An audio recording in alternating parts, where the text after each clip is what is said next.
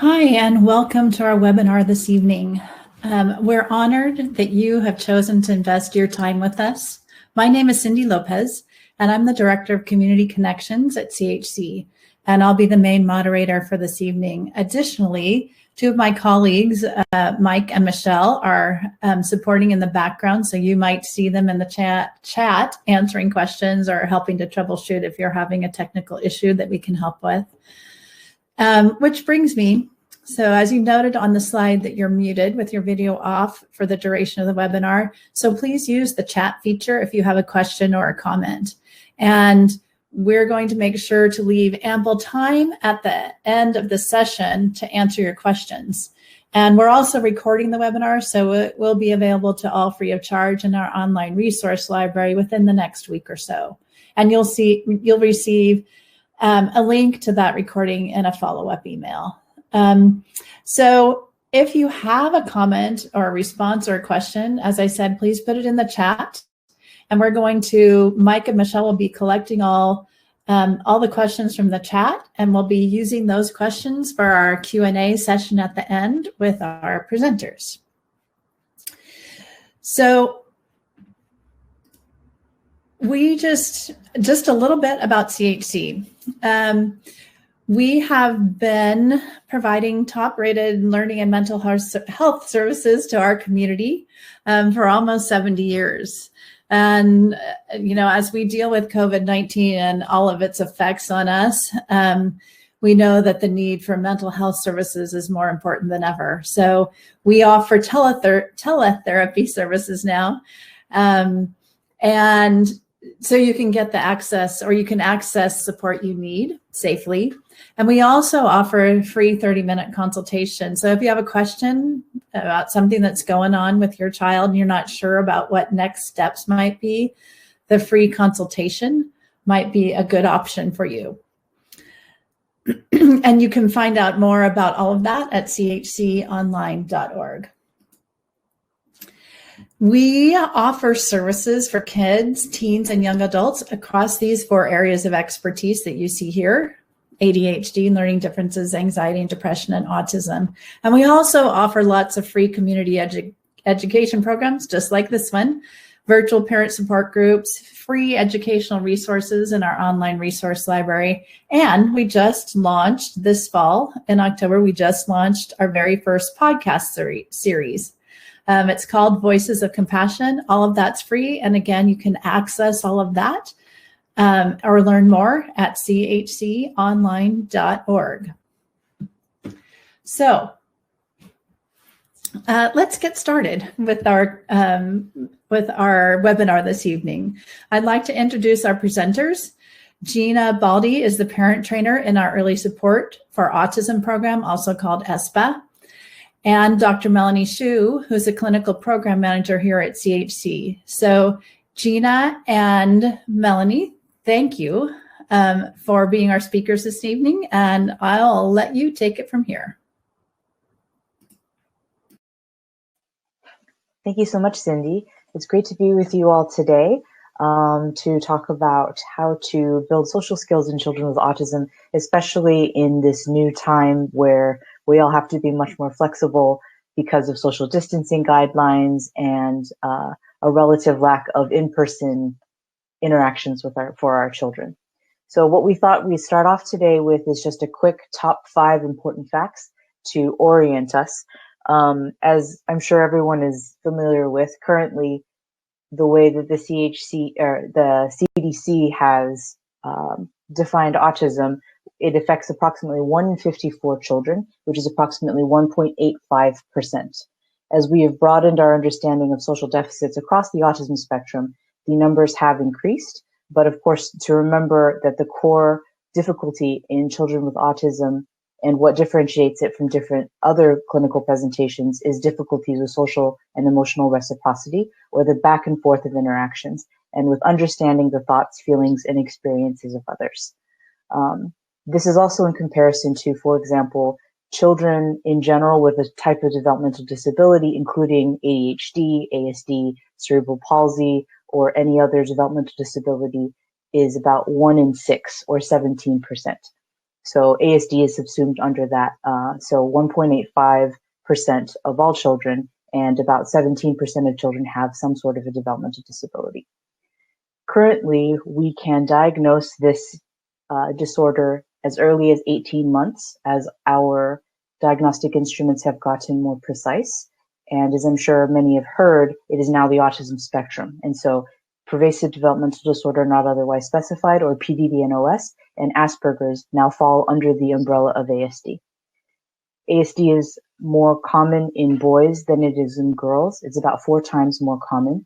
And while there is definitely a disproportion, we also believe that girls are less likely to be diagnosed. Their age of diagnosis is often much later than boys as well. And research has shown us that girls engage in more social camouflage. So it's harder to detect often because they can get by in many ways. ASD also occurs in all racial, ethnic, and socioeconomic groups. And what the research also shows us, which is very promising, is that we are catching up and being able to identify ethnic minorities and to get early access to diagnoses and treatment.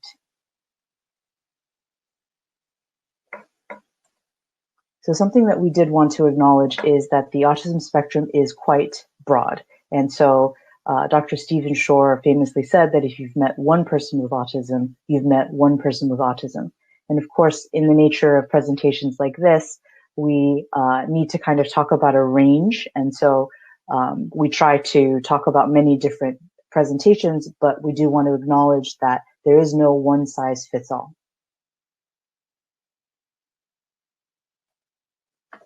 So in terms of the areas that we'll be discussing today, we will be defining social interactions, and then from there, we will be talking more about strategies for supporting social development, how social skills set us up for success, how to practice these, and then as Cindy said earlier, we will be having a question and answer. So we definitely encourage everyone to continue to post your questions, which will be gathered by our moderators.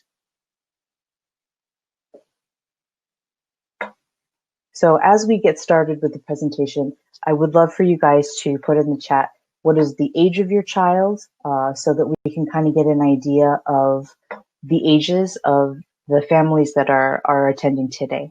So if you could post that in chat, again, that will be gathered by our moderators. Okay, so what are social interactions? So one of the most challenging things when thinking about social skills is that it is embedded in everything that we do. As very social creatures, we humans have social interactions across many different layers of in all different types of environments. And so this is one of the many reasons that the shelter-in-place mandate is so challenging, because it really limits our ability to interact with others and to have a more normal environments to practice these skills. But there are many other ways that we may have taken for granted where social opportunities exist. So as we can kind of see in this slide, it happens on the playground, it happens in even virtual classrooms, when we are doing daily activities that at home, including things like mealtime, as well as when we have one-on-one time with our children.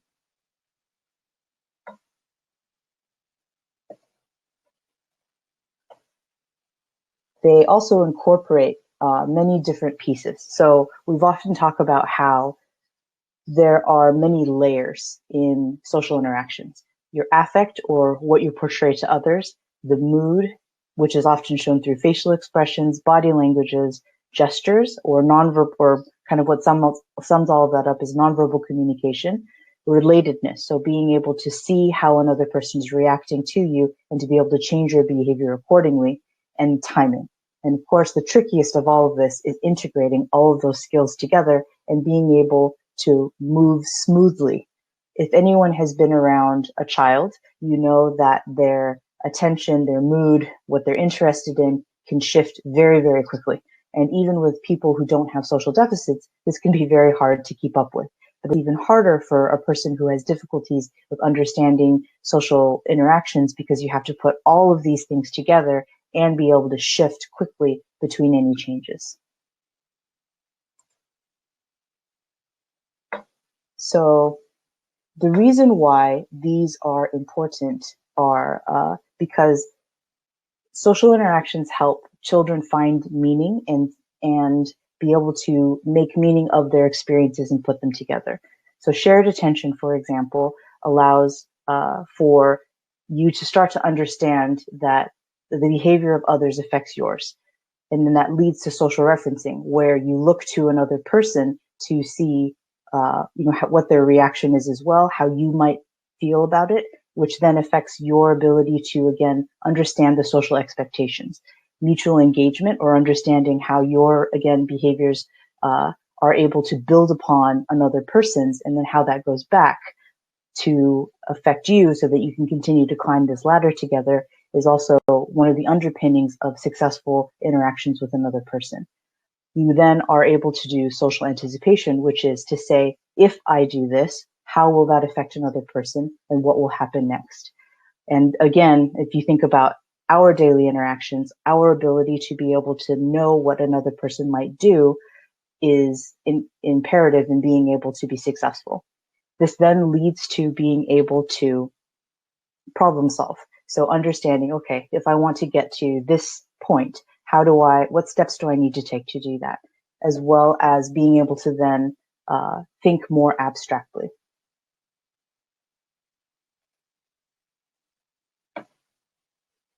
So in young children, all of these skills are things that we use in a large extent across the lifespan.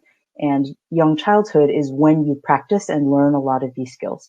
So if we read through this list, we can see that these are all skills, for example, that we need to be successful in the workplace. So being able to share space, being able to compromise, being able to negotiate, being able to respect the idea of others, but also be able to to advocate for yourself. And then also knowing how to choose a friend, understanding when someone is good for you or when they may not have your best interest at heart.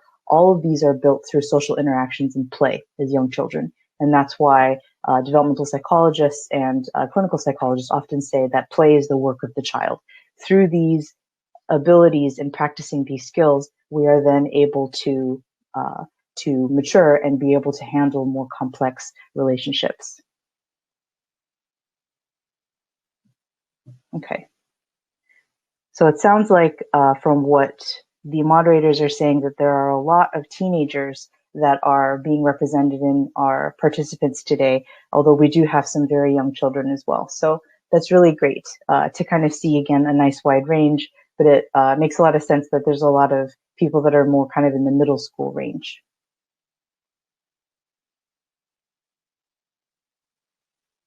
Okay. So Common Core standards are important to kind of understand what is expected of children. And so we aren't taught social skills as explicitly in other areas as we are more things like math or reading or writing.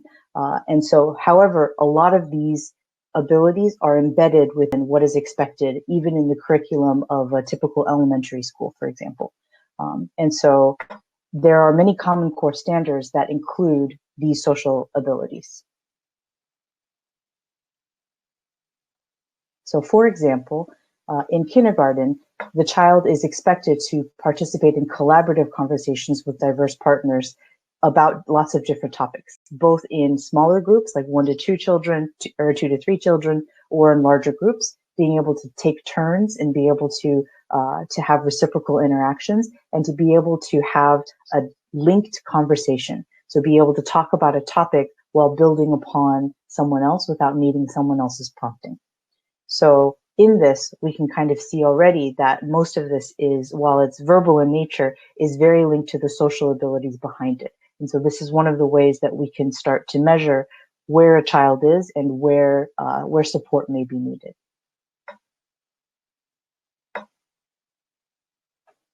As children get older, you can see that the expectations also grow. So a third grader, for example, is expected to be able to talk about a wide variety of different things, even non-preferred topics. And then again, by 6th grade, being able to respond to questions, with, if you think about kind of debate, being able to back up your position and be able to say, this is what I think, even if it isn't necessarily what you think, if you're just choosing a topic of discussion, being able to think creatively and flexibly, and be able to shift perspective to say, what do I need to do to be able to convince someone else, for example, of my perspective?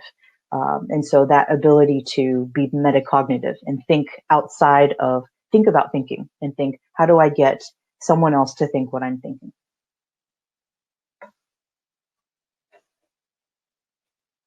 Then when we get into middle school, we expect children to be able to respond to specific questions, and again, be able to contribute to the topic, to be able to add to it, and also understand what others are saying, incorporate that into their what they're saying, and modify their views based on the contribution of other people. And so again, all of these things are like a ladder where the previous skills are built upon by the next set of expectations. And so we see, especially with a lot of our families with middle school aged children, this is often where families start to get concerned because that flexible thinking seems to be a little bit harder for our middle schoolers. And this is especially seen if it's difficult in text, or if it's difficult in real life, for you to be able to see that. It's even more difficult, for example, when you're expected to do this on a topic that's more abstract, such as in a writing assignment. Okay, and so I'm going to turn this over to my presentation partner now.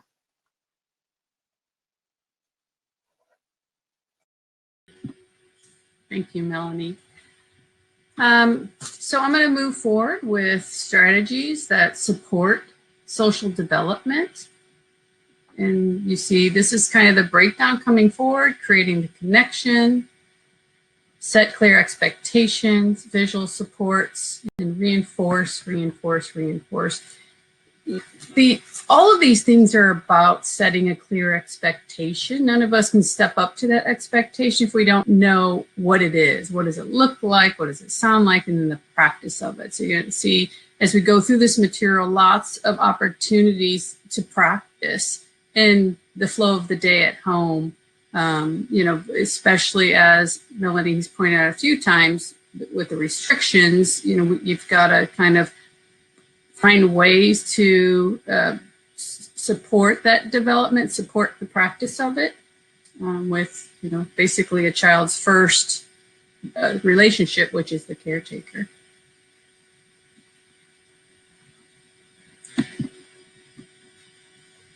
I'll just pop back for a second to talk about creating the connection.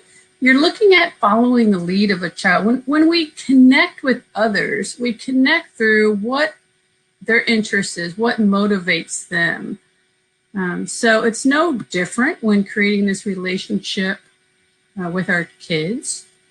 And a lot of that is if we want to offer our child something, to learn from us, we first have to understand who they are, what's their skill level, what's our starting point, and what motivates them. So when we talk about following the lead, it's in play. It's in practicing, bringing to the table in demonstration what they need to work on. However, being based on their interests. When we get to know another person, we kind of ask them about them, right? So, in our adult relationships, if we're interested in somebody, some of you have heard me use this example before. However, I may not like skiing, but if I'm interested in somebody and they love skiing, I don't immediately say, oh, I hate skiing. That's a dumb sport or dumb activity. I say, oh, wow, that's really cool. So where do you go skiing? Get to know them a little more, dig deeper. And I find ways to because I'm not interested in skiing. I'm interested in that person and connecting with that person. Once I've connected, I can offer up things of myself or add to the conversation that relates and connects us even more. But we don't do that without connecting first.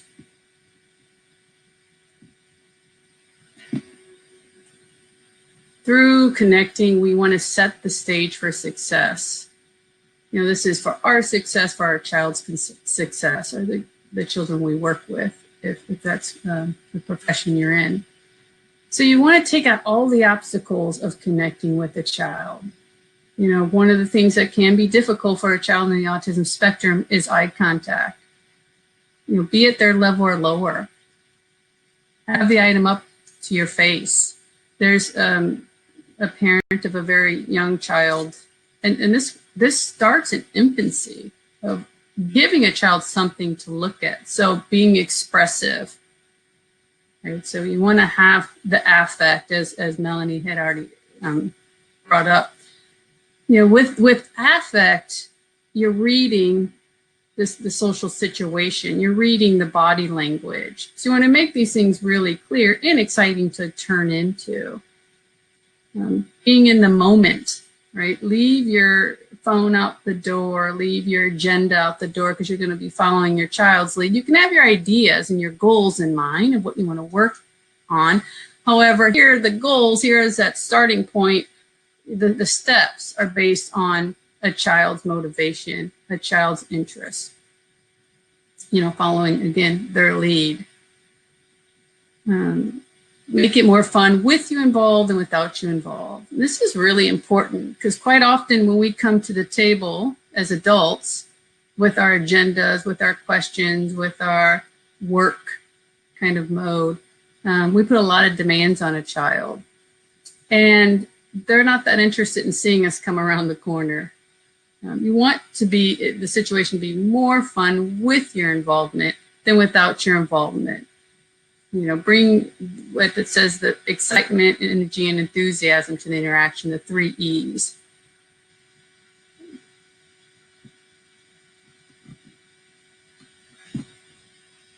Clear expectations. You know, you'll see examples of visuals. You'll see examples in the practice area of videos and such. Visuals are really important for this area. And, you know, again, stepping up to expectation requires practice. It requires being on the same page. You want to keep language simple. Too much language can just convolute the message. And you want to bring, well, verbal language. You want to bring the body language, the gestures. So pairing gestures with your words, having the expressions, tone of voice. What? No. That's much more fun than just hearing no, right? One game that I've played with lots of kids I've worked with, or I should say my response, and I with my own kids as well, especially because, as it was pointed out, you know, that rigid behavior, we want flexibility. You have to have the flexibility for social success. So instead of saying no, yes, when working on something, because for some kids, if they can't get it perfect, they're not going to bother trying. They need control of a situation. They need to know it's right, because it's too scary to complete a task if the outcome's not going to be success. So making it fun to make mistakes, making it fun with, trying and it not succeeding, it breaking and fixing it. And language can, keeping language simple and having playful language can help with that, trying things, practicing things. So one of the activities I'll do is, if it's a try and it's incorrect, I say, eh. If it's a try and it's correct, I say ding, ding, ding, ding, ding. And what happens is, some kids will think it's funny to hear the eh, and they'll kind of keep making mistakes. But it's not about that, and you'll hear me say this in different ways. It's not about the end result of something. It's the process of engagement that we're working on. That's where the teaching comes, the back and forth reciprocal interaction.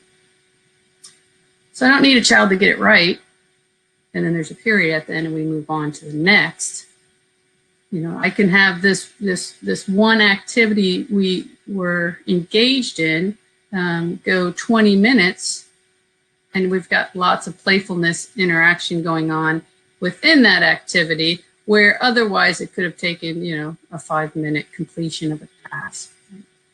So the process, you want to make it fun, have clear expectations, set the environment up for success so that a child can enjoy that process of learning, the process of trying.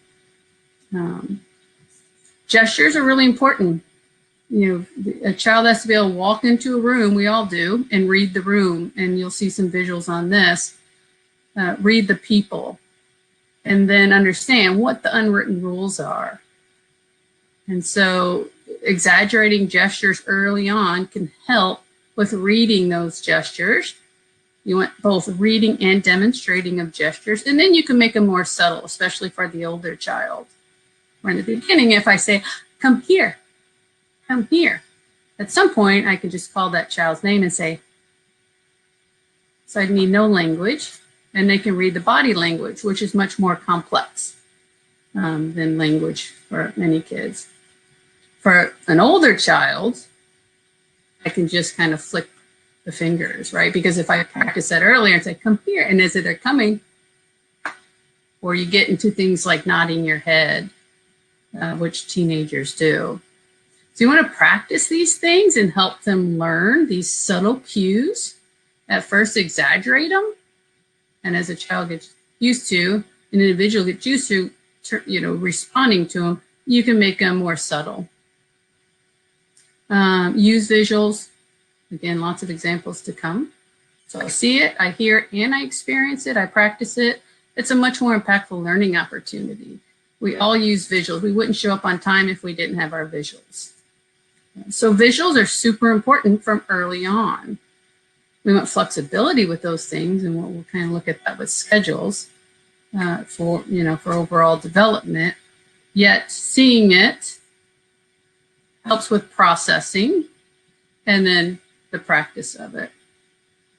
Many individuals process a lot quicker with seeing it, with the visual.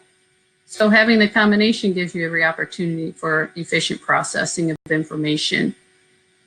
Having a clear beginning, middle, and end to everything you're trying to teach. I can't say enough. You want to keep things really clear. And this does it. Right? So if I have a beginning, middle, and end, and I do it in a repetitive manner, we say the rule of 3. Sometimes I have to do it more than that. But the rule of 3, not only, sometimes I'm selling this idea to a child, so I'm doing it in a repetitive way to sell them on the fun of it, give it a try, take a healthy risk. Other times, I'm doing it in this very clear process for processing. If some of your children are having difficulty with Zoom learning, it's hard to take that information as quick as it comes many times, especially with the distractions. And so stretching things out, the pause, the expressions, all these things matter for processing information and decoding things. Demonstrate throughout the flow of the day. Again, lots of opportunities. Sometimes it's narrating what you're doing. If you think it's something your child needs to work on, you want to demonstrate it and you want to narrate it as it goes. If it's things like, problem solving, decision making, and again, play is the way it goes. Everything that a child needs for more complex learning long term comes with early development of play, and you can do that at any stage. You just do it at their level of age, right? So whatever their development level is. Well, I take that back. The activity, the development. So if I'm using a skill as a 5-year-old, yet I'm 7, the activity, the theme can be of a 7-year-old.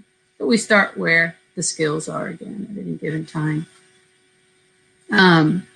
But, we do problem solving all the time. If I say, what do we want to have for dinner tonight? Well, I already have, taco ingredients here. I could make that. Or, I don't really want to do a lot of work. I could order pizza.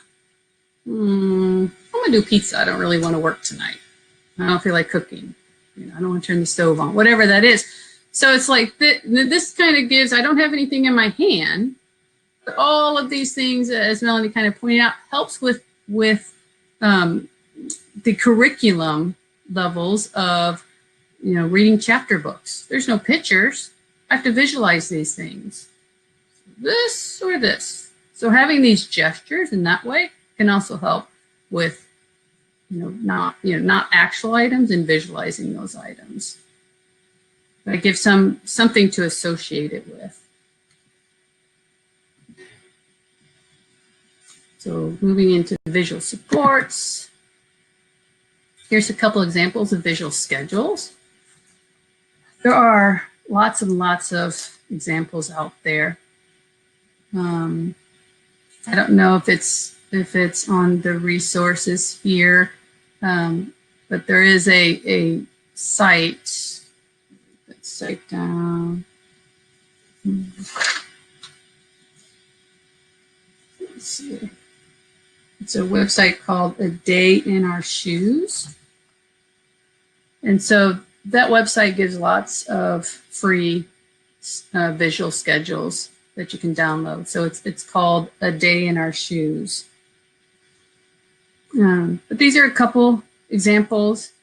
And for young kids, you may be helping them through this. And, we all checking off our list and having things completed. There's a lot of satisfaction in that. Some you can, we could do turn taking as well. A lot of these things, we change this around for COVID, but a lot of these things you have to do as well. So again, helping them think it through. You don't have to do it in an order. That's where flexibility comes in. And so you might say, what do I want to do first? Well, I'm kind of hungry, so I think I'm going to eat breakfast before I get dressed. Yeah, that's what I'm going to do. What are you going to do? And so you're kind of sharing this information, or you might take turns deciding what you're going to do together. Okay, let's see what we're going to do first. You pick, and then I pick, or something like that. So all the skills that a child needs to learn for peer interaction, for social back and forth, you can, find ways of practicing in your routine, your daily routine. First, next, then, sequencing. We need to understand process. And so these are great boards, as well as it helps with independence.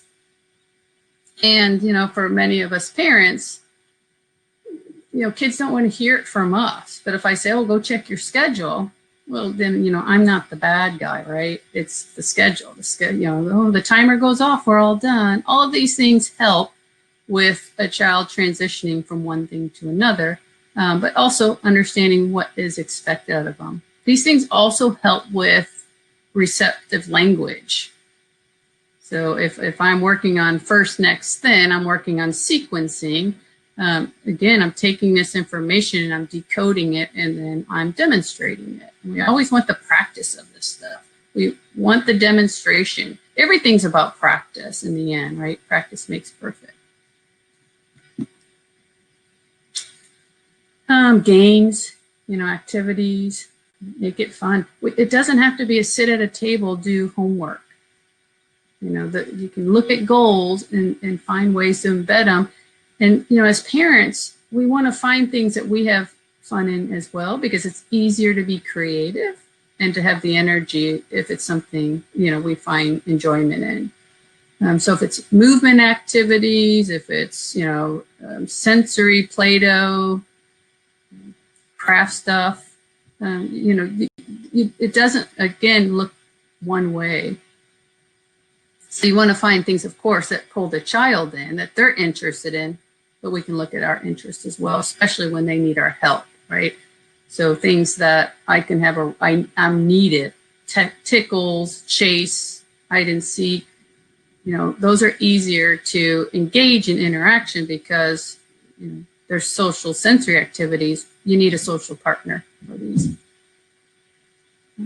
And the nice thing about these type of activities is you don't need language. If you are a follower of Simon Says, you have to do the activity. You don't have to use words. For the leader, certainly if you're going to do the more official way of Simon Says, you need language, but you can work it out where it might be just imitation. If you jump, I jump. So whatever you do, Mama's going to follow. Okay, go. And make it fun. It's different too. Development, skill development, brain working is different if I'm the follower of an activity or if I'm the leader of an activity. A lot of kids with social difficulties find it much easier to be a leader. If I have if I have an interesting idea and everybody seems to do it, I don't have to take perspective of another. I don't have to understand, what they're doing and decode that. So you see a lot of kids who want to tell you how to do it, when to do it, and want you following them. And it's easier to control the situation than, to have to give up control and read the situation, read all the unwritten rules embedded in the social interaction. So you want that practice of both.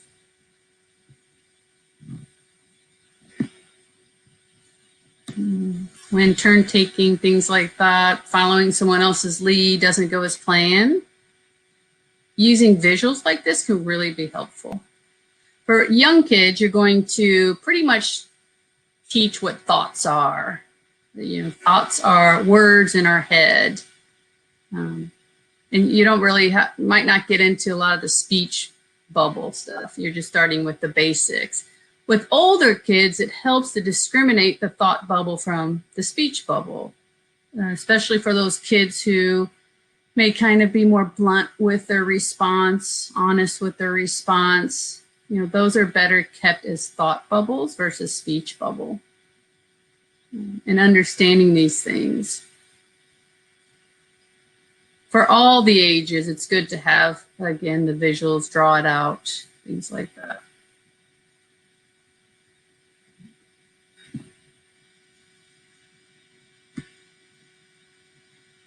Backing up a little bit to the activities, Simon Says, different games out there. I do want to pose a question for the chat. If you think about, your interactions with your child, are there certain activities that you find, the two of you, multiple kids, but that you are really successful with engaging your child, with getting kind of this back and forth interaction? And if so, what do you attribute that to? Is there something that supports that success? And it's nice because if we can get some response in the chat for this, we could, it's nice to share with other parents activities that you find, your child will engage in, you find successful, and what is it that makes it successful? Because as you're practicing this at home, we want to be able to share with other parents, what each of us are doing. And, if we get some responses in there, we'll share as well. Social behavior mapping. If you haven't heard of, which many of you probably have, the Social Thinking organization, certainly go to their website, socialthinking.com. They have a lot of free webinars, articles. Michelle Garcia Winter and her crew have created some incredible curriculum that a lot of social groups use. If they don't use it directly, they kind of use some form of it. So, if you're looking for social groups, which really don't exist right now, you don't have to have, social thinking per se. a lot of groups, again, use this type of material. Some schools use this type of material. And I really like this behavior mapping, looking at what is expected and unexpected at any given time, any activity, because you want to support your child being a social thinker. And every situation is different. So you can break it down ahead of time, before you're doing an activity, and use such a visual of what to expect and what can happen that's unexpected. And you can do it in kind of this formal manner, or, you can do it with more visuals. Say with a younger child, maybe you're doing a craft activity and you have some of the, glue, markers, paper, things like that in a box nearby, or where I kind of see it, but maybe it's in a clear container still, and you can say, okay, let's look at, what we can expect to happen in this activity. And, what we can expect, what tools, or, what word do I want to use here?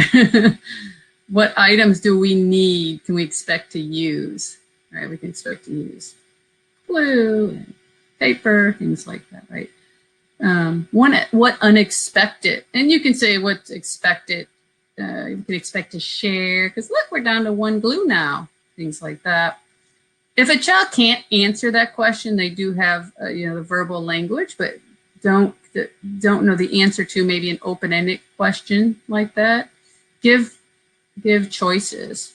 Well, we're going to be, making a heart today. And I have paper here. It's the shape of a rectangle. How do we make it a heart? Do we need scissors or a glass of water? For early kind of making decisions, there's an obvious yes there, an obvious no. It's a scissors. For other kids, you can kind of leave it open, and you might even write as they're talking what they need, and then, kind of, they can say whatever they want, and maybe some of it you're using and some you're not. You can say, let me look at the list you made. Well, we're all out of, glitter, so no glitter today, but that's okay. We can use this stuff. Or what else can we use? Brainstorming. What else can we use instead? Unexpected, what can happen? Depending on if it's a glue stick or glue bottle, we might spill the glue. The markers could be dry. Things like that can happen. And you kind of talk about it ahead of time. It's that pre-planning that helps with the visualization as well.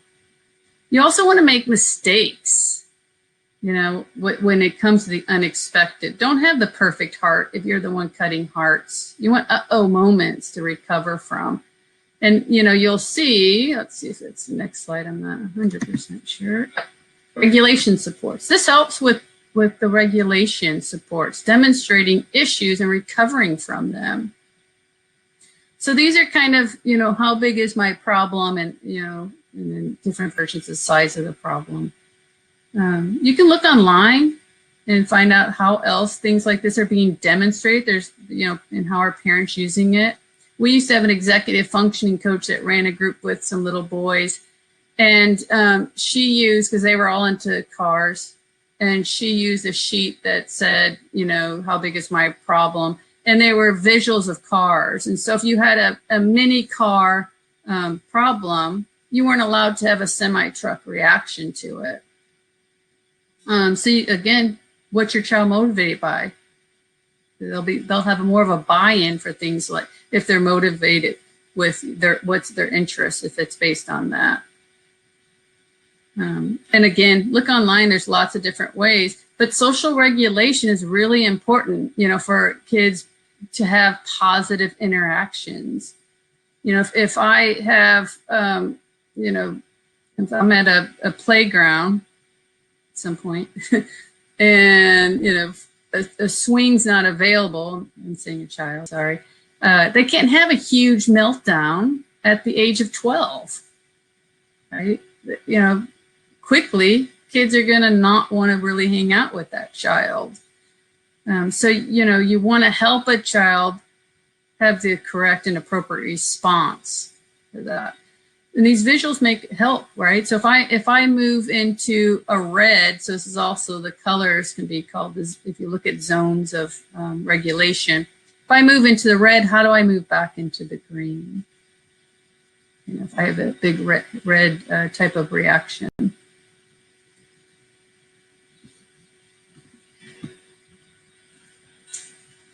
Social stories. Thank you, Gina. You're welcome.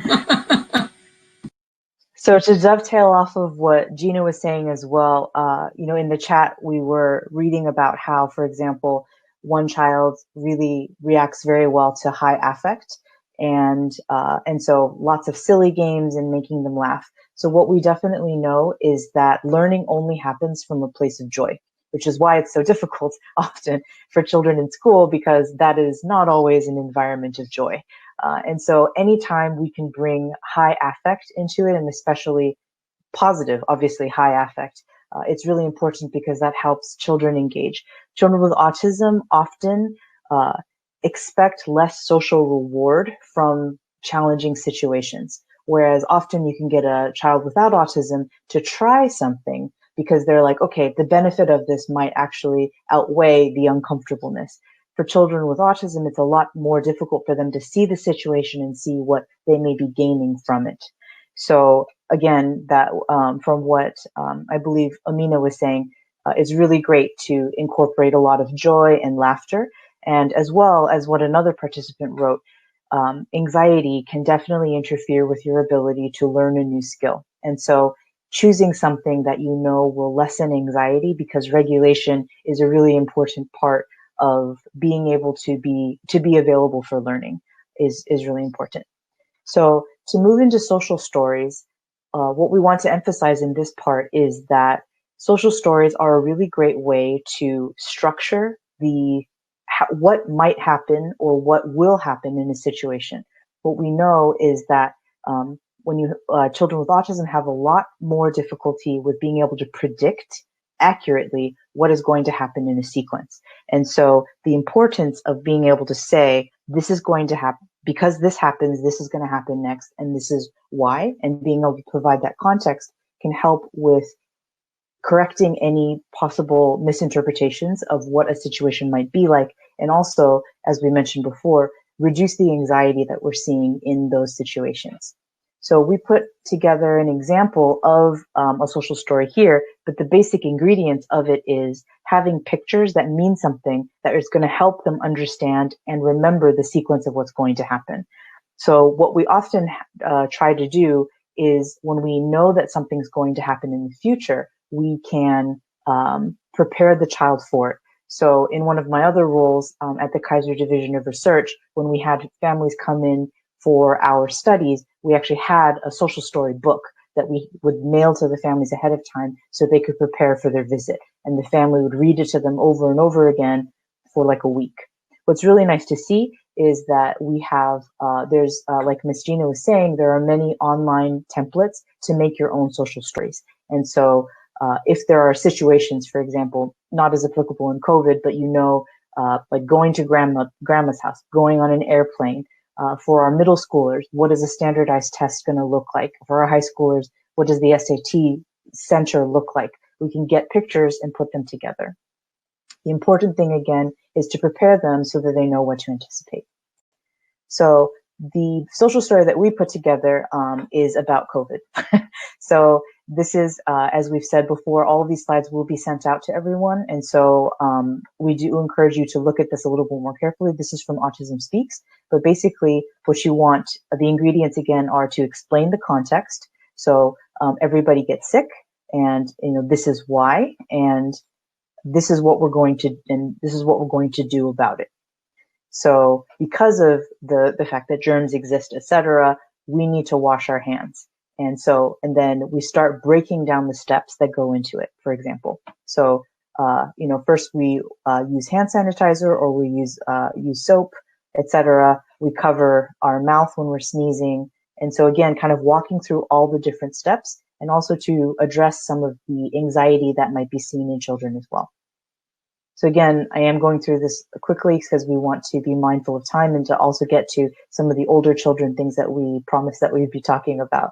But basically, this is an example of a social story. What can be very helpful to families sometimes is when we use pictures from everyday life. And so there are a lot of those apps that we talked about where you can take pictures. Everybody has a very high quality camera in their phones nowadays, and then you can put them in, and then you can go through it like on a tablet or some other thing to go through that with children.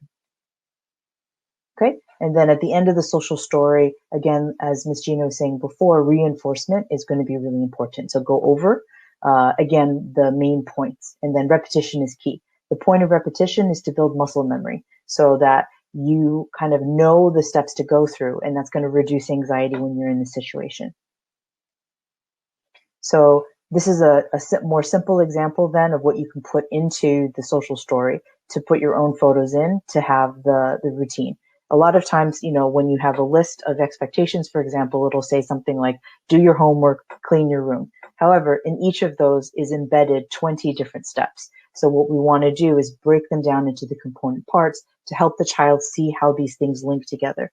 Executive functioning, I've seen a lot of things in the chat that talk about ADHD and those kinds of concerns. It's not uncommon to have more difficulties with planning. So being able to break it down and using these visuals are really important.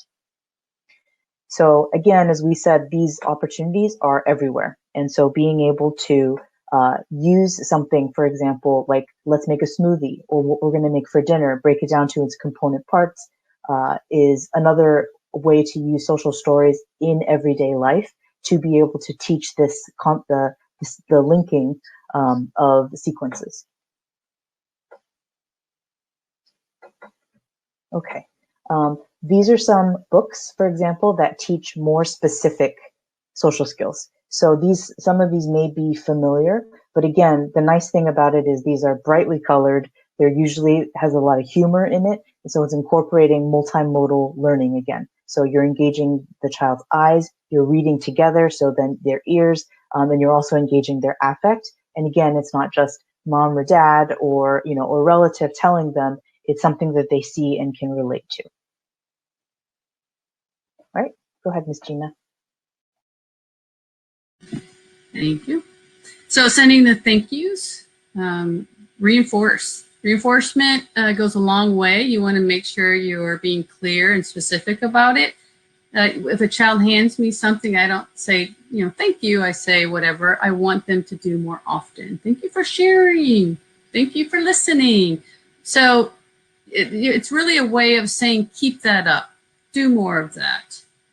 Success builds success. Melanie said it earlier. So you want to be successful, to have the confidence to try again, to take that healthy risk. And we want to reinforce all the attempts, almost, things like that. And you have variation in your language. Again, flexibility. So if I say, oh, thank you for cleaning up. Thank you for helping. Thank you for looking. Those are nice thank yous. I'm saying what to do more often. However, you want that authenticity to continue in the way of, oh, there's those pretty eyes. Oh, I love when you help me. So variations, reinforce all the things you want your child to keep working at. If it was easy, they'd be doing it. It's not. And so you want to help them keep doing that hard work. Social skills, these are the areas that, really produce the interaction that we want, the shared attention, the observation, the strategies. All the other things are incidental within these more broad areas. So shared attention, engaging in activities at home, noticing things. It literally shared attention, right? Two people attending to that same item. And then it's of interest. And then, having ideas, having favorites, perspective taking of others can all be practiced within this such an activity. If movements needed for regulation, do obstacle courses.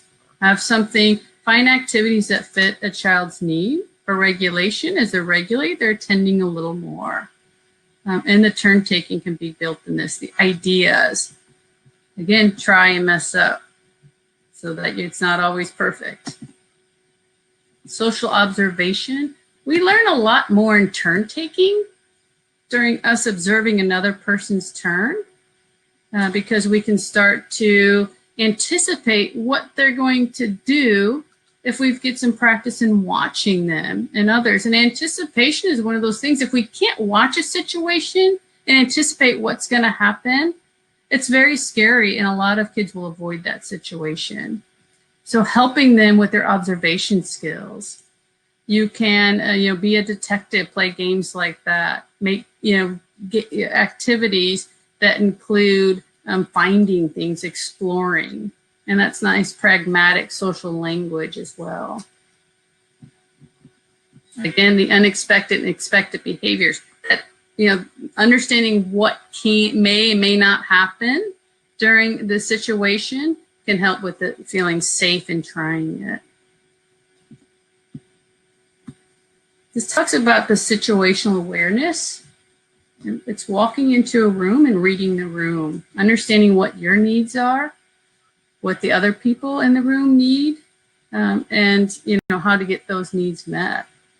So reading the room, space and time, the objects needed, where are they, and the people reading as Melanie mentioned earlier, their affect, their facial expression, their moods, all of that, the pace, the back and forth.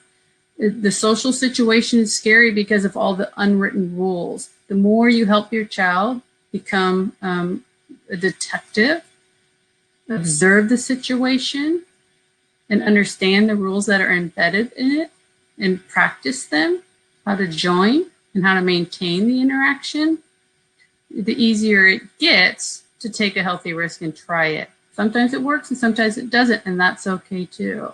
But the practice of it will help them accept that sometimes it doesn't work and feel a little safer about that risk. Conversation strategies. A lot of times with social, we think conversation. The WH questions are a big area that we work on with kids. And so when you're looking at what of these questions and, does your child or understand and where they need help, a really good way of practicing and assessing this is using those questions, the who, what, when, where, why, with the same situation. So it could be, a bowl of cereal. What are you eating, right? And the child says, cereal. Oh, where are you eating it? Kitchen. When are you eating it? And if they can't answer one of these, when it's the exact type of situation, then, that's an area. If I say, when are you eating it? And they say cereal, well, then it's like, okay, we need to work on that timing piece, the when.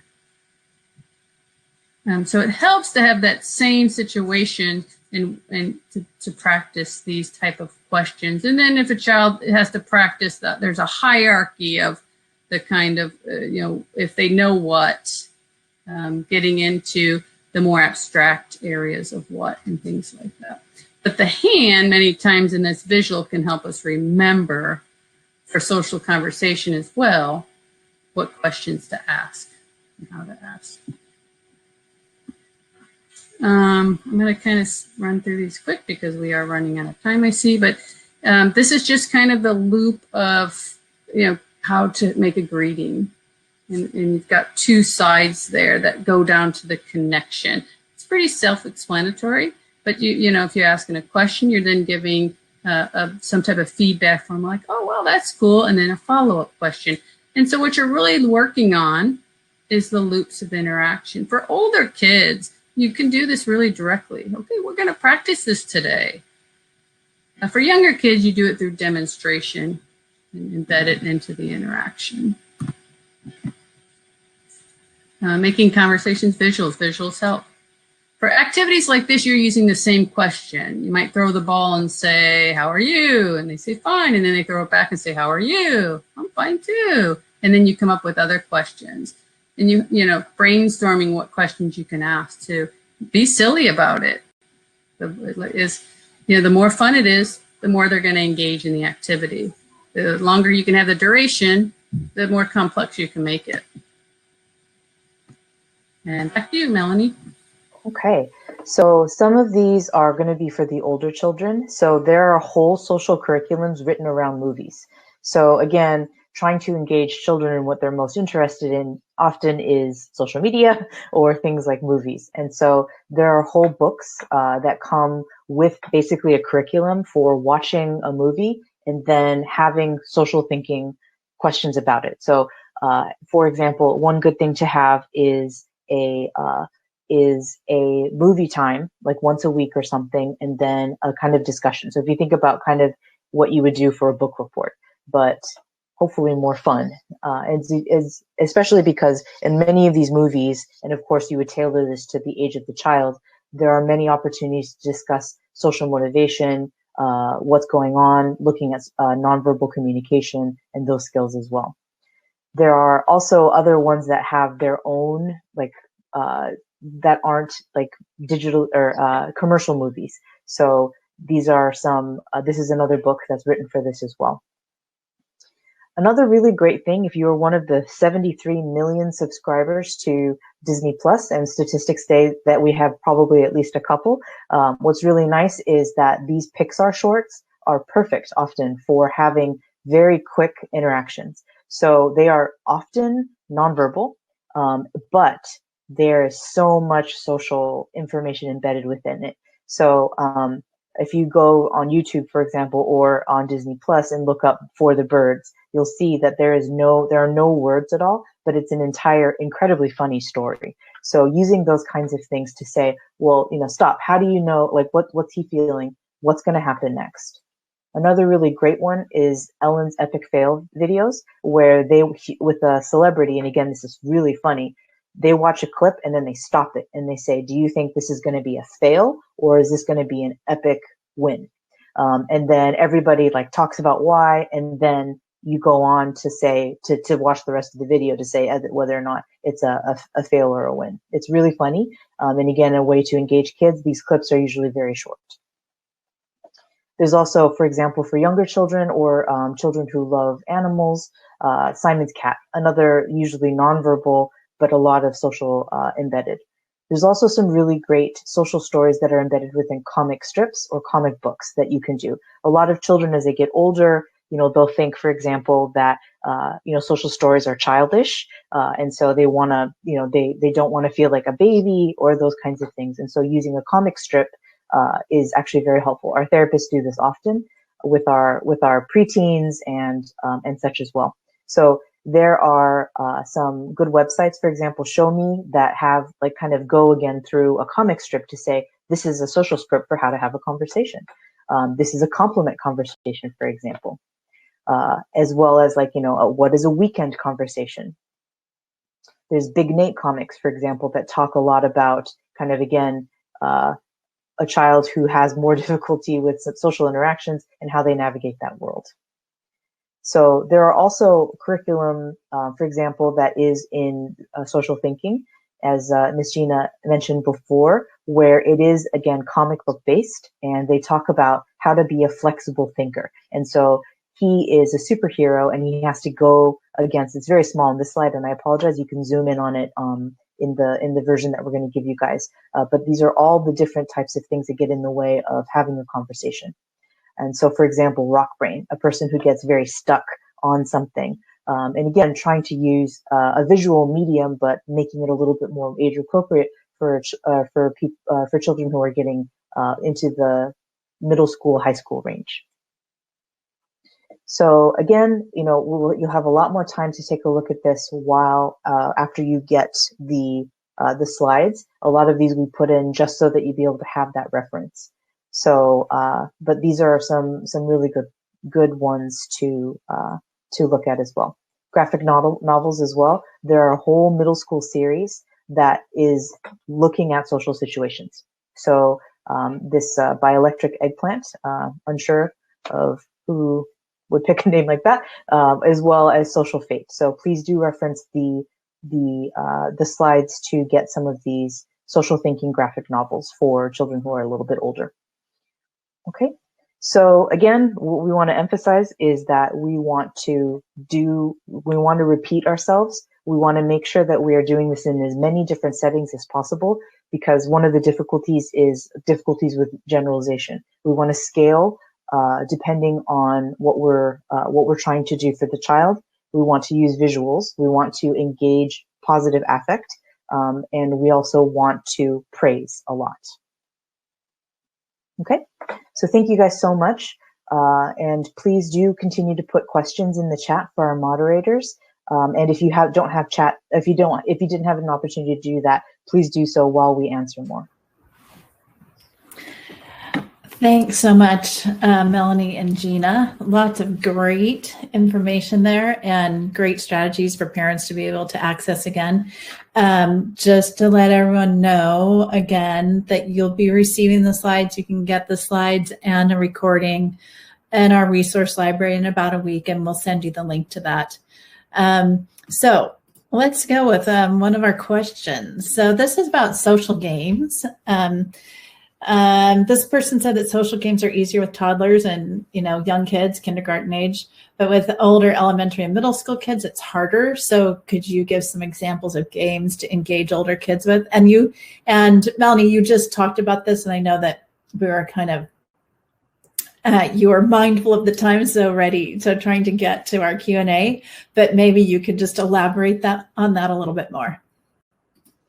Yeah, it is true. A lot of the social games that we talked about in the beginning especially are more geared for children who are younger.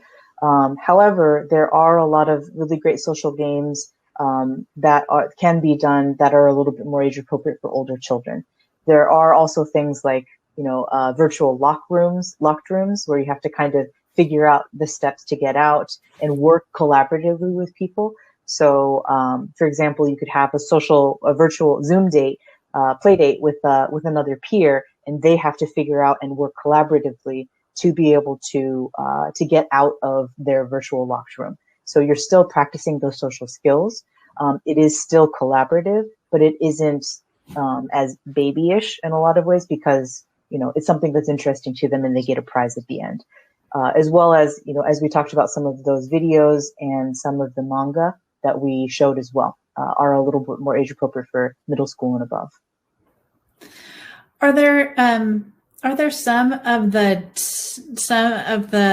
games or strategies that you would use for young kids that would be easily adapted to older kids, or are they pretty much, different?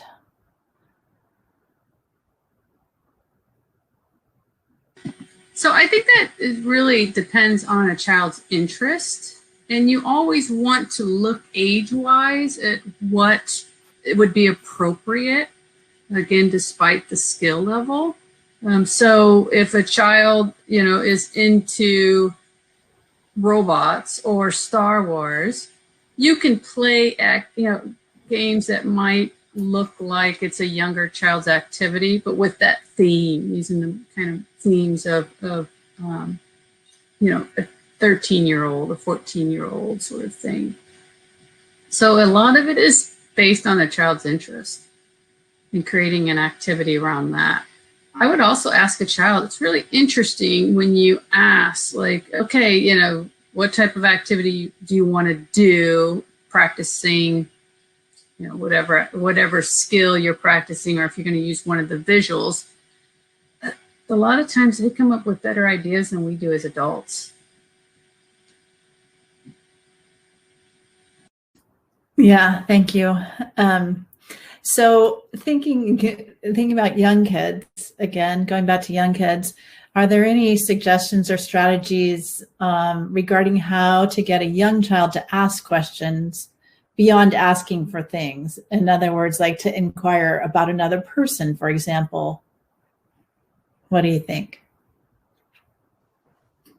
Yeah, I think, again, we kind of mentioned this before, but children with autism have less expectation for a social reward in some ways in those kinds of interactions. And so part of it is to create those opportunities and also to practice, and even especially with a younger child, to kind of have that time where you're going to, to ask questions up until to model. And so having, for example, the other parent there or another relative, and, having a script, for example, and then having the person answer with funny things, like, what did you have for breakfast today? Oh, I had a horse, and then that's funny, and so then, you kind of are building that burst of endorphins, of interacting and kind of saying, well, I don't know what you're going to say. You're right. This is really interesting to me, and kind of building it from there. The kind of thing to kind of think about again is that place of joy, of creating these situations where it's a joyful interaction, and it, like Ms. Gina was saying, that authenticity. Don't know if you wanted to add, Ms. Gina. Yeah, I want to add to that is movement really can help. So throwing the ball and asking questions, kind of that practice of it. It may feel a little forced in the beginning, but it's kind of the fake it till you make it thing. And so you've got to practice these things. If it's not coming from observing and imitating, do some direct practice of it. And movement makes a difference. Jumping on a trampoline and throwing and catching balls, things like that, and asking questions. Being really silly about your response. Exaggerating your gestures. Again, like, no, you didn't eat a horse. That's way too big. You have to make it fun. Any age we're selling them on that we're actually fun. Yeah, thank you. There's another question here about having conversations. So please comment on how to encourage multiple exchanges or having a conversation versus just asking, kind of one-line questions or one response questions.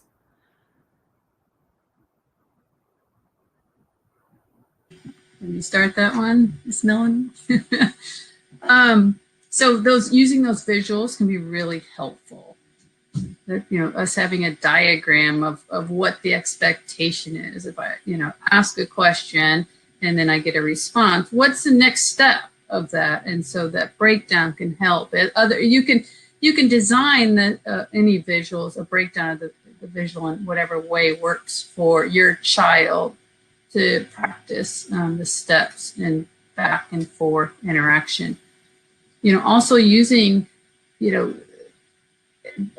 more social language in the way of talking about favorites, noticing. Oh, I noticed, you will eat like 2 bananas a day. I am going to guess that bananas are your favorite fruits. What do you think my favorite fruit is? I don't know. Okay, well, if you don't know, what should you do to find out? So sometimes giving this type of prompt in a way of setting, again, the stage, and then the response would be, oh, I ask you, what's your favorite fruit? Thanks for asking. Well, my favorite fruit is. So that can help.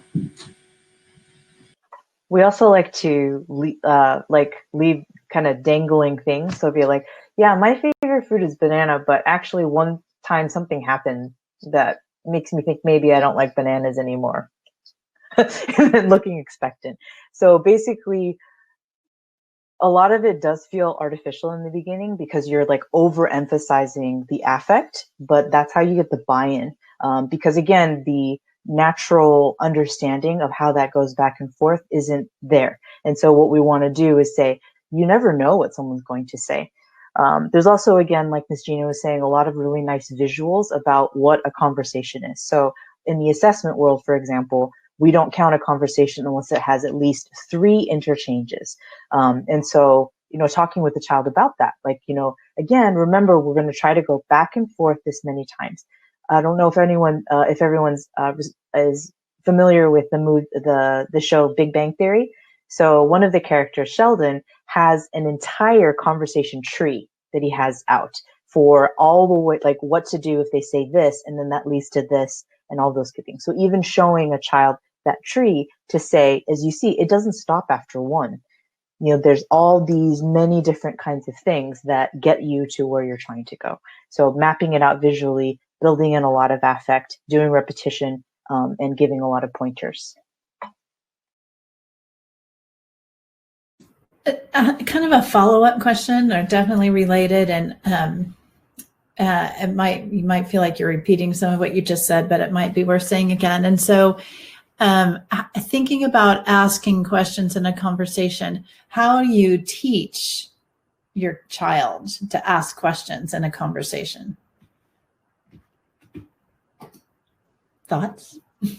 Yeah, I think again, teaching them to ask questions, part of it is building a script first. So we like to give our children context for why things are important. So, saying we ask questions because we want to know more about someone. You never know what they're going to say. And this is how we get to know each other. And so what are some good questions that we can ask when we want to get to know someone? And so some of the visual things that we showed before, from like those comic strips and things, it talks about the different kinds of questions that we can do. Often for a child with autism, it's a lot more difficult to start that because they don't know where it's going to go. And so practicing those will reduce the anxiety, because if they don't know where it's going to go and they don't know what to do next, they're not going to put themselves out there. So, practicing those things and going through those steps can help with them building that conversation, especially when it's with someone they know very well. So with a parent or a relative or with a trusted peer. So doing Zoom dates, for example, where you give the other kid some conversation topics to be like, oh yeah, we're going to talk about this, and it's about something that they love. How do you or playing something like 20 questions. So we're going to talk, I made something really cool in Minecraft the other day. Ask me 20 questions so that you can figure out what it is. So they love Minecraft, they know they have to ask questions, and then they can kind of build upon that. Great, thank you for adding on to that. There is a question about, well, I think this is actually two different questions in one. I'm going to go with the second part first. So it says, please give some pointers on generalization. I don't know if you feel like you have enough information else. That okay. Yeah, everything needs to be generalized, right? So you don't want to learn it in isolation and it stay in isolation like that. We're kind of in isolation, but the Zoom, the FaceTime, these video chat opportunities are a nice way to practice. So, you can practice with one relative, those questions, but now we're going to practice with another relative or somebody else, again, a child feels comfortable with. And you can even move it in a direction with somebody who's a little scarier. So you practice it with a couple people who are safe, and then we're going to invite, your friend so-and-so, or, somebody that's a little bit scarier, but, it's a healthy risk, again, to take. And maybe, the parent is sitting right there a little out of the screen to help when needed, or to have a visual ready when needed. So, you want the child walking away feeling successful, wanting more. So that's one way to generalize if it's, asking questions. But if anything you're practicing, you want to find ways to embed it in other interactions throughout the flow of the day, different things, activities that have to be completed anyway. With my daughter, who from early on had eye contact issues and still does, and, but she knows that it's expected out of her. And, when she was young, I would say, we're going to go to the playground and we're going to practice. And it would be saying hi, but you had to look at their eyes. And, in her school just last year, when she was actually attending school, I would tell her ahead of time, remind her before she got out the door, you're going to say hi to your teacher, but you have to wait until you see her eyes and then say it. So things like that, just that that a little information, the practice of it, and letting them know what it looks like right before it happens can help with feeling okay doing that sort of thing. You want to add anything else, Ms. Melanie? Yeah, and it bears repeating again that repetition is your best friend. So again, we, if you think about like when you learned how to drive a car, and then, you weren't so great at it, and then you switched to your mom's car, and you're like, oh crap, I have to learn it all over again. So what happens though is once you get more experienced, you then can do it in, you can drive multiple different kinds of cars. So crude analogy, but basically that. So again, like Miss Gina was saying, as we reduce the anxiety that may be embedded within the interaction, give them more practice in comfortable settings, and then kind of again scaffold up. So then go up to, okay, I'm going to do this with, with grandpa, who is really safe, but it's still different. And now we're going to do it with your teacher, with your friend, but I'm going to sit next to you. And now the next time we go to a grocery store, from 6 feet away, you're going to shout a question, at the checker, so that kind of a thing. It is much more difficult in these circumstances just because our social circles are very much shrunk, but there's also a lot more opportunities for scaffolding because we can be there. Whereas before in play dates, for example, we may not have been as able to monitor. Yeah, so that's great, especially thinking about the whole social distancing thing and Zoom, how much kids are in front of screens right now for learning. Just thinking about that a little bit more. Do you have any other thoughts about how parents can support their kids with building social skills right now while they're staying at home and while they're sitting in front of a screen and not having a lot of, in-person interaction with friends or peers?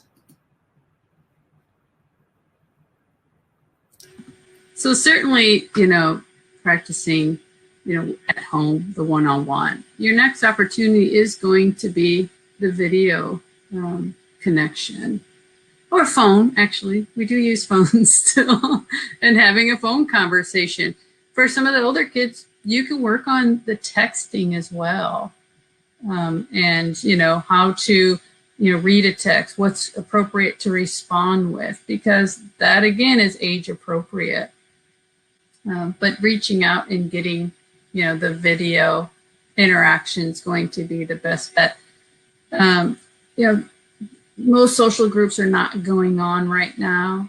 I think, with the parents I work with, I'm hearing a lot as well that, the silver lining, cliche to say at this point, I think, but is that they're at home with their child and they're understanding better where support is needed because, of supporting their child both academically and socially online. So, some responses is that their child is more comfortable trying things, doing things, using more language because they don't have the in-person social pressure. So it is an opportunity to practice these things that we want to see generalized face-to-face at some point soon, 2021. As well as the fact that this is the great equalizer. Everyone is on Zoom and everyone is just as bored. So being able to find Zoom partners for your child may be actually easier now because there are tons of families who are like, please take my child for an hour on Zoom so that I can take a nap or do laundry. So again, another silver lining, as cliched as it is. So one more question. This person is wondering if you could share ideas about how to support a child with autism with language delays to have positive communication interactions. Oh, and I also just wanted to point out that we do have a file of social games that we are sharing. So please do grab that while our presentation is going. Sorry. So to get back to the question, so it's about interaction. So it doesn't have to be verbal. And so while we're working on communication, we want to be building those communication circles, and it doesn't have to be verbal. So the whole purpose of a reciprocal interaction or going back and forth is having that circle of me building on you and you building on me, and it doesn't have to be verbal. So a lot of those games, a lot of the interactions can be really fun, even if the child's language may not be as high. So parents, again, and like Ms. Gina was saying earlier, you can narrate for your child what's going on and provide those words. Oops. Oh, sorry, that was confusing. So I'm going to add to that. It is, as Miss Melanie just said, it's not verbal. Kids that don't speak the same language can successfully play at a playground by imitating, by doing things together, by watching each other. And so you want to recognize and support and reinforce all the other forms of communication, the point, the facial affect, right? The eye contact. If a child walks into a room and says, and not looking at you and says, I want cookie. That's a nice sentence. And sorry for any ESPA parents who have heard this many, many times. But if a child walks in, looks at the cookie and looks at you and says, cookie. Well, that speaks volumes. That's more connected than that monotone nice sentence. But doesn't have the connection, doesn't have the eye contact, doesn't have the facial affect, the sharing of joy. And so you want to find that fun factor to connect with your child, engage your child, and be a good audience to receive all of their communication, especially the nonverbal, and reinforce it. Thank you both, Gina and Melanie. And everyone, audience, you can see that the resources slide is up. We're just leaving that up for a few minutes. If you wanted to take a look at it and write something down, you don't have to write everything down because, as we said, with the slides and the recording will be available to you next week. Melanie and Gina, before we sign off, could you just say if you hope that there was one thing that parents took away from the webinar this evening, what would you hope that would be?